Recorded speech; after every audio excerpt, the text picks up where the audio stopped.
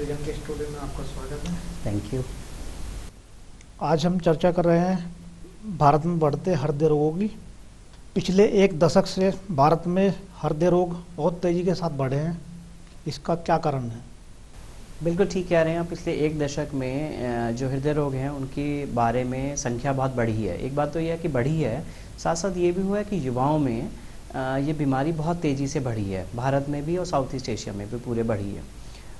इसके बहुत सारे कारण हमें दिखाई देते हैं। एक कारण तो जो दिखाई देता है आनुवांशिक है कि हमें वंशागत रूप से, अपने जेनेटिक रूप से हमें प्राप्त हुई है कुछ ऐसे जीन्स जिसके कारण से हम गंदे तरह का कोलेस्ट्रॉल शरीर में इकट्ठा कर लेते हैं। दूसरा ये है कि हमारे खान पान में और रहन सहन में बहुत फ़र्क आया है। खान पान में फ़र्क यह है कि हरी सब्जियां या फल, उनके प्रयोग घटे हैं और वसा का प्रयोग बहुत बढ़ा है, चाहे वो वेस्टर्न कंट्री से आया हो, डिफरेंट टाइप के फूड्स हो या कुछ हो।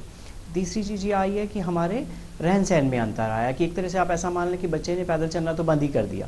और सबसे बड़ी बात ये होती है, अगर आप देखें हृदय रोग, तो हृदय रोग की बीमारी जो है ये मैनिफेस्ट तो करती है 40 वर्ष की आयु में या 45 वर्ष की आयु में, लेकिन बीमारी तो बाल्यकाल से शुरू हो जाती है। यानी बाल्यकाल से ही जो हमारी नसें हैं, आर्टरीज हैं, उसके बीच में खून का जमाव शुरू हो जाता है, वसा का जमाव शुरू हो जाता है, फैट स्ट्रीक्स आ जाती हैं और यही आगे चल के बढ़ती है। तो हमारे को वंशानुगत रूप से है। और दूसरी बात है, हमारी स्मोकिंग में बहुत बढ़ी है, लाइफस्टाइल में अंतर आया है और खान पान में अंतर आया और व्यायाम कम होते चले जा रहे हैं। अभी आप देखेंगे बच्चों से अगर पूछा जाए कि हमारा सबसे प्रिय खेल क्या है, तो वो बताएगा वीडियो गेम।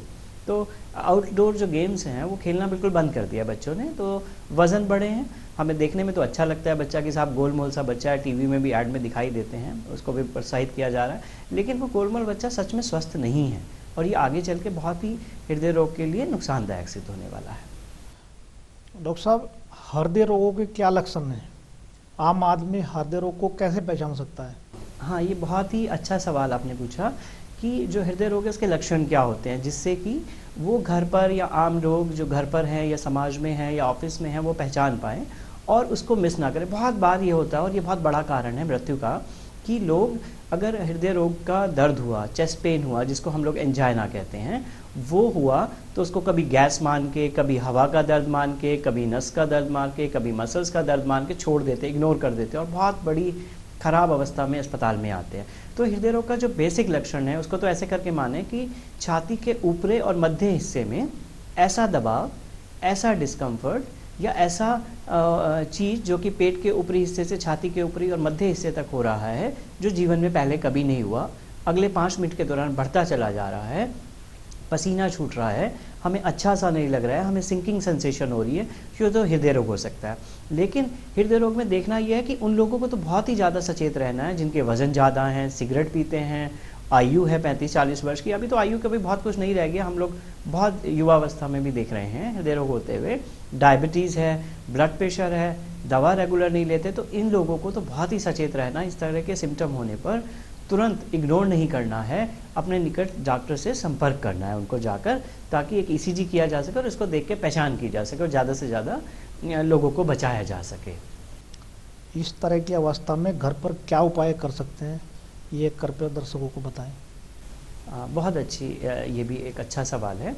बहुत कुछ तो जैसे मैं कहूँगा कि घर पे किया जा सकता है, ऐसा नहीं है, लेकिन हाँ, आप ऐसे करके मानिए कि जिन लोगों को, अगर माने हमें 100 लोगों को हृदय रोग होते हैं, हार्ट अटैक जिसको मानते हैं हम लोग, हृदय रोग जब मैं कह रहा हूँ coronary artery disease, heart attack होता है, उसमें से बहुत बड़ी संख्या में लोग ऐसे होते हैं जो कि अस्पताल तक पहुँच ही नहीं पाते, यानी अस्पताल पहुँचने से पहले ही उनकी मृत्यु हो जाती है। तो ये एक बड़ा जो ग्रुप है, इसको अगर हम आम समाज में स्कूलों के माध्यम से, विभिन्न ऑफिसेज़ के माध्यम से ट्रेनिंग देकर समझा पाएंगे तो शायद इसमें से बड़ी संख्या में लोगों को बचा पाएंगे। कर क्या सकते हैं हम? कर ये सकते हैं, जब भी ऐसा लक्षण हो, जैसे जिस लक्षण की अभी हम बात कर रहे थे, तुरंत मरीज को नंबर 1 सीधा लिटा दें, या एक दूसरी अवस्था होती है जिसमें पैर लटका के बैठा दें। पैर लटका के बैठाने से फ़ायदा ये होता है कि उसका खून का दौरा हृदय उसके आसपास कम हो जाता है, समझे, हार्ट की डिमांड कम हो जाती है, एंजाइना रिलीव होने लगते हैं। एक चीज़। दूसरी चीज़, अगर उपलब्ध है हमारे पास तो डिस्प्रिन एक गोली होती है जो आराम से मिल जाती है, एस्प्रिन है वो गोली। एस्प्रिन की एक गोली, पूरी गोली पानी में घोल कर उसको तुरंत दे दे। एस्प्रिन देने का फ़ायदा ये होता है, जब तक अस्पताल में मरीज पहुंचता है, काफ़ी संख्या में लोग ऐसे होते हैं जिनका थक्का घुल जाता है या उनको फ़ायदे हो जाते हैं, और ये फ़ायदे काफ़ी है। अगर इनका आप अनुपात लगाएंगे स्टंटिंग से या प्राइमरी पीटी से जिसको हम लोग बोलते हैं, तो उसके अनुपात में बहुत अच्छी संख्या में एस्पिरिन देने मात्र से ठीक हो जाता है। एक बात तो ये है। दूसरी, अगर आप समाज की दृष्टि से मेरे से पूछेंगे कि समाज की दृष्टि से हमें क्या चीज़ें सीखनी चाहिए, इधर पिछले कुछ दिनों में विद्यालयों में स्वास्थ्य के बारे में शिक्षा कम हुई है या उतना ज़्यादा इनकॉर्पोरेट उसको नहीं किया गया है। तो एजुकेशन इंस्टीट्यूट के माध्यम से बच्चों में, ऑफिस में एक तरह की एजुकेशन इंस्टीट्यूट होनी चाहिए जहाँ पर ये लक्षण बताए जाएँ, क्योंकि ये बहुत भयावह स्थिति है भारत में कि डायबिटीज़ बढ़ रही है, युवा लोगों को अटैक हो रहे हैं, ये बताया जाए इस इलाज के बारे में। और एक बहुत अच्छी चीज़ जो सीखनी चाहिए, हार्ट अटैक के बाद जो सबसे कॉमन कारण है मृत्यु हो जाने का, वो है एक तरह की गलत रिदम आ जाती है हार्ट को, हम लोग इसको वेंट्रिकुलर टैकीकार्डिया कहते हैं। गलत रिदम आ जाती है जिससे कि कार्डियक अरेस्ट हो जाता है और आदमी निश्चेत हो जाता है तुरंत, और ये मृत्यु का सबसे बड़ा कारण है। और इससे बचा जा सकता है घर पर या ऑफिस में, सिनेमा घर में, स्टेशन पर। एक तो लोगों को सिखाया जाए कि कार्डियक पल्मोनरी रिसक्सिटेशन जिसको कहते हैं, यानी हाथ के द्वारा मरीज को सीधा लिटा दिया जाता है एक टेबल पर और उसको कार्डियक मसाज दिया जाता है, बाहर से हार्ट को पंप किया जाता है और सांस भी मेंटेन किया जाता है। खाली ये कर देने मात्र से कई बार बहुत ज़्यादा संख्या में हम लोग को बचा सकते हैं और उस अवस्था से रिवाइव कर देते हैं। जैसे ही आप वेंट्रिकल टैकीकार्डिया रिवर्ट कर देते हैं और वो थंब मात्र से हो जाते हैं, यानी एक तेज़ी से मुक्का मारने से छाती पर हो जाता है, बट इसके लिए ट्रेंड होना चाहिए। एक तो ये है, सीखना चाहिए।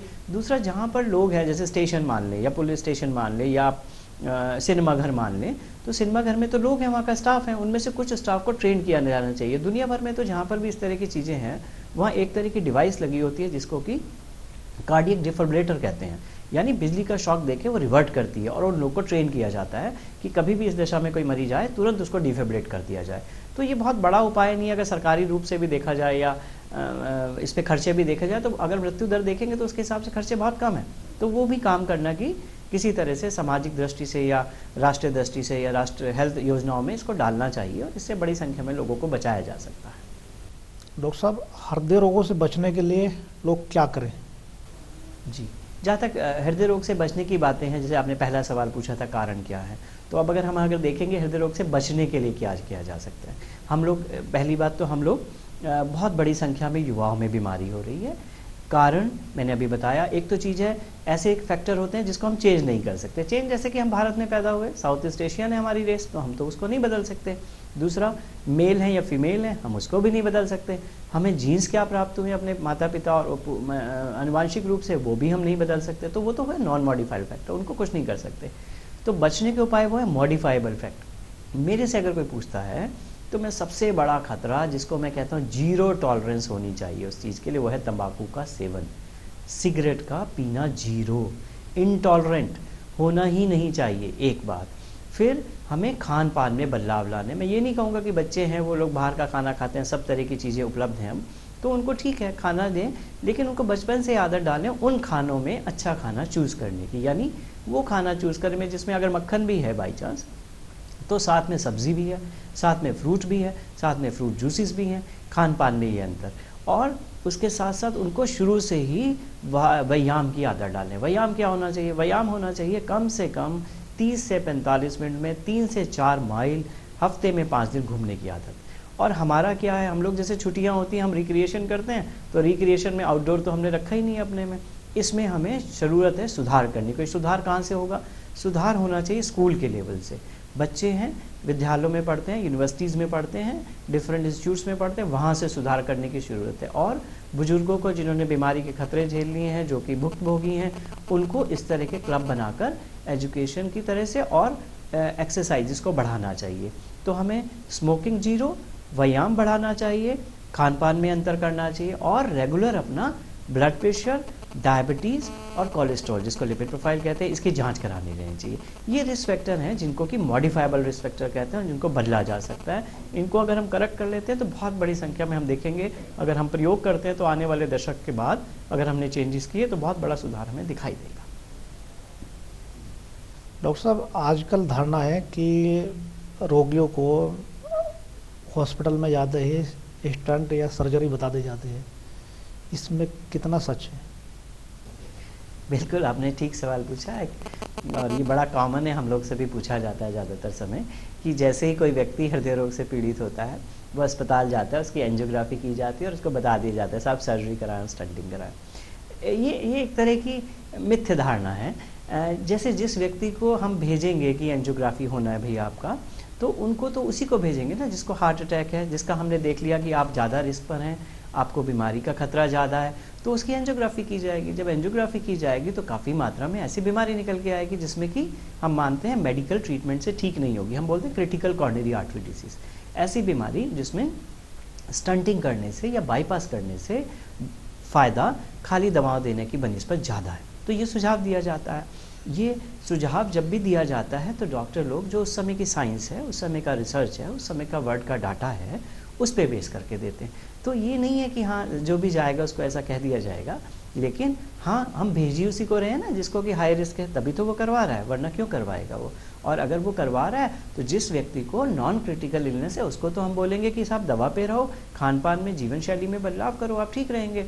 और जिनको क्रिटिकल है तो उनको बताया जाता है कि आपको स्टंटिंग या सर्जरी कराने से ज़्यादा लाभ होने वाला है, तो वो उसका ऑप्शन होता है, वो क्या चूज़ करेगा, है ना, तो वो करवाना चाहिए। डॉक्टर साहब, जिला स्तर पर हृदय रोगियों के लिए क्या सुविधाएं उपलब्ध हैं? बिल्कुल, आपने ठीक सवाल पूछा। हम सहारनपुर ज़िले में रहते हैं और अगर माना जाए एक बहुत अग्रणी ज़िला था किसी समय में प्रदेश का। पिछले कुछ दशक से बगल में प्रदेश बन गया है, कुछ व्यवस्थाओं में अंतर आया है, तो हम लोग उतने अच्छे स्तर पे नहीं है। लेकिन एक मैं विश्वास दिलाना चाहता हूँ और एक मैं बताना चाहता हूँ कि सहारनपुर ज़िला हृदय रोग के बारे में किसी भी चीज़ में कम नहीं है। कुछ चीज़ें हैं जैसे कि आप माने कि बाईपास सर्जरी की बात हो गई या कॉर्नरी एंजियोग्राफी की बात होगी, ये चीज़ उपलब्ध नहीं है। इसको बोलते हैं इंटरवेंशन कार्डियोलॉजी। तो ये वाली चीज़ उपलब्ध नहीं है, बाकी चीज़ें सब उपलब्ध हैं। हार्ट अटैक के मरीज को देखा जा सकता है, उसका इलाज अच्छा किया जा सकता है, उसका इको किया जा सकता है, उसका TMT स्ट्रेस टेस्ट बोलते हैं वो किए जा सकते हैं। वो सब टेस्ट यहाँ उपलब्ध हैं और रिस्क स्ट्रैटिफिकेशन की भी उपलब्ध हैं। और यहाँ जिले स्तर पे ज़रूर एंजियोग्राफी ये सुविधाएं भी होनी चाहिए ताकि बेसिक चीज़ों को किया जा सके।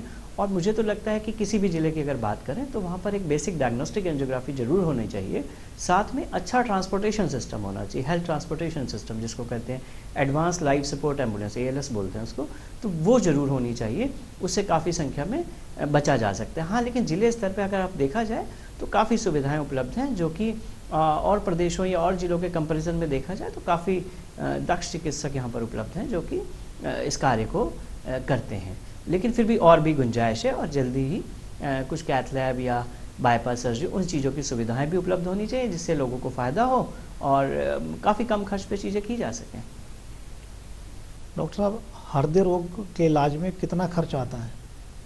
आने वाले समय में क्या आम आदमी को ये सुविधाएं उपलब्ध हो पाएंगी? ये बहुत ही अच्छा सवाल आपने पूछा है। जहाँ तक देखा जाए कि हृदय रोग है इस समय, अगर कोई पूछे कि हाँ सबसे महंगे वाले इलाजों में क्या है, तो शायद हृदय रोग का इलाज है। एक तो ये इसका दृष्टिकोण हो गया। लेकिन दूसरा दृष्टिकोण मेरा जो है, अगर आप देखें पिछले 15 साल पहले या 20 साल पहले शायद हृदय रोग ही ऐसी चीज़ है जिसका इलाज जितने पैसों में होता था आज शायद उससे भी कम में होता। अगर आप देखें 17-18 हज़ार रुपये या 20 हज़ार रुपये तक में एंजियोग्राफी हुआ करती थी 20 साल पहले, 15 साल पहले। आज भी 10-12 हज़ार रुपये में होती है, तो बढ़ी तो नहीं संख्या। दूसरी बात क्या है कि बाईपास सर्जरी उतने में ही होती थी, उतने में ही होती है, तो खर्चा तो है, बहुत महंगा खर्चा है और ये आम व्यक्ति की पहुंच में हो ऐसा मुझे नहीं लगता। हम लोग एक गरीब देश हैं, उभर रहे हैं हम उस रेखा से, तो ये होना चाहिए हर आदमी को उपलब्ध। लेकिन अगर आप देखें जहाँ तक सरकारी माध्यम है वहाँ एंजियोग्राफी है जो 800 रुपये के करीब में हो जाती है, 800 हज़ार रुपये में। अगर बाईपास सर्जरी का भी खर्चा है तो 50-1 हज़ार रुपये में हो जाती है और स्टंटिंग भी 50 हज़ार रुपये में लगभग हो जाती है अच्छे सब सरकारी अस्पतालों में, और वो बहुत अच्छा काम भी करते हैं। और तो लेकिन मैं ये कहूँ ये 50 हज़ार रुपया ये भी कोई एक छोटी मात्रा या छोटा अमाउंट नहीं कहा जा सकता इसको, और आम व्यक्ति के लिए एक तरह का बहुत बड़ा बोझ है। तो मेरे को लगता है इसको खर्चे को कम करने के लिए हमें कुछ और नई तरीके की चीज़ें करनी पड़ेंगी, जिसमें आप माने मेडिकल इंश्योरेंस एक है कि कोई इस तरह का सोशल और सामाजिक या सोशल लेवल पे और इंश्योरेंस कंपनियों के माध्यम से कुछ लोकल ज़िले के स्तर पे इंश्योरेंस बनाया जाए जिसमें व्यक्ति या परिवार 2 रुपया या 5 रुपया पर डे दे। यानी 5 रुपये पर डे का मतलब आप समझे 1500 रुपये पर ईयर हो गया, या 2 रुपया दिया तो 800 रुपया पर ईयर हो गया। उतने में उसके परिवार को कोई 1 लाख या 1.5 लाख रुपये का मेडिकल इंश्योरेंस मिले फैमिली का। शायद ये एक कदम होगा जिसमें कि फ़ायदा पहुंच सकता है, और ये अंडर यूटिलाइज्ड है भारत में। मेडिक्लेम जो है अंडर यूटिलाइज है, सोशल लेवल पे यूज़ नहीं हो रहा। तो इसमें तो एक जहाँ तक बात है तो पॉलिसी का एक मैटर है, बट हम लोग को एज ए चिकित्सक या समाज के लोग या मीडिया में आप लोग हैं, आप लोग को भी मिलकर इसमें कोई मुहिम चलानी चाहिए कि गरीब व्यक्ति 1 या 2 रुपये रोज़ दे, तो उसमें इस तरह का मेडिकल इंश्योरेंस मिल जाए कि उसको खर्चा वहन कर पाता है। क्योंकि दिक्कत की बात ये हो रही है, चाहे वो गरीब है चाहे अमीर है, वो युवा है, वो 40 साल की आयु का है, 45 साल की आयु का, घर का भरण पोषण करने वाला व्यक्ति है, और अगर उसको इस तरह की बीमारी हो जाती है, उचित इलाज नहीं मिलता, तो पूरा परिवार जो पीछे है उसका नुकसान होता है। तो उस दृष्टिकोण से हमें इसे देखना चाहिए और मिलजुल के शायद हम लोग को इस पर काम करना चाहिए। और कार्यक्रम के अंत में आप हमारे दर्शकों को बताएं कि इन रोगों से बचने के लिए आपके क्या सुझाव हैं? बिल्कुल, जो आपने अभी सवाल पूछे, समाज के लिए बचाव के उपाय हमें यही हैं कि हमें सामाजिक रूप से परिवर्तन करने हैं। परिवर्तन ये कि हमें जीरो टॉलरेंट हो जाना चाहिए सिगरेट तंबाकू के बारे में। हमें अपने खान पान में ऐसे बदलाव लाने चाहिए और उसको प्रोत्साहित करना चाहिए कि साहब फ्रूट खाना अच्छा है, वेजिटेबल खाना अच्छा है, हरी सब्जियां खाना अच्छा है, आउटडोर गेम्स को अच्छा है, उसको खेलना चाहिए, और उसके लिए क्लब बनाकर हमें प्रोसीड करनी चाहिए जिसमें कोई खर्चा नहीं है, कोई लागत नहीं है, वही सुविधाएं वही इंफ्रास्ट्रक्चर हमारे को यूज़ कर सकते हैं। शुगर, ब्लड प्रेशर, कोलेस्ट्रॉल का बढ़ा होना, अगर परिवार में हाई रिस्क है, इसको कभी भी इग्नोर नहीं करना चाहिए और इसको तुरंत बार बार जब भी चिकित्सक बुलाएं इसका लगातार इलाज करना चाहिए। क्योंकि अगर आप देखें, ब्लड प्रेशर का इलाज महंगा नहीं है, अगर उसका कॉम्प्लिकेशन हो जाता है वो बहुत महंगा है। डायबिटीज़ का इलाज उतना महंगा नहीं है, लेकिन अगर कॉम्प्लिकेशन हो गया वो बहुत महंगा है। तो हमें उसको वहीं लेवल से करना चाहिए, विद्यालय के स्तर पे और इंस्टीट्यूट्स के स्तर पे, ऑफिस के स्तर पे, जहाँ ग्रुप हैं, पढ़े लिखे लोगों के ग्रुप हैं, उनको डिस्कस करके इसको एवॉल्व करना चाहिए और समाज में एक तरह का प्रचारित और प्रसारित भी करना चाहिए कि इसको किया जाए। और फर्स्ट एड की बात जहाँ तक हमने डिस्कस की थी, वो भी लोगों को सिखाना चाहिए कि वो बड़े सिंपल आसान तरीके हैं, सब लोग सीख सकते हैं, उससे एक बड़ी संख्या में लोगों को बचाया जा सकता है। और बीमारी के बारे में लोगों से बताना चाहिए सही रूप से कि बीमारी ऐसे ठीक होती है और बीमारी में ये किया जा सकता है, ताकि वो उचित समय पे जो भी सुविधाएं हैं उसका प्रयोग कर सकें और लंबे समय में भारत का फ़ायदा हो। युवा लोगों की एक बड़ा वर्ग जिसको बीमारी से ग्रसित हो रहा है, हम एक बड़ी युवाओं की अपनी फ़ौज को बचा पाएँ, उनमें से नुकसान ना होने पाए। हमारे वो जो एक तरह की राष्ट्र की संपदा है वो युवा और काम करता है, तो उसको बचाया जा सके। डॉक्टर साहब, स्टूडियो में आने के लिए आपका बहुत बहुत धन्यवाद। धन्यवाद।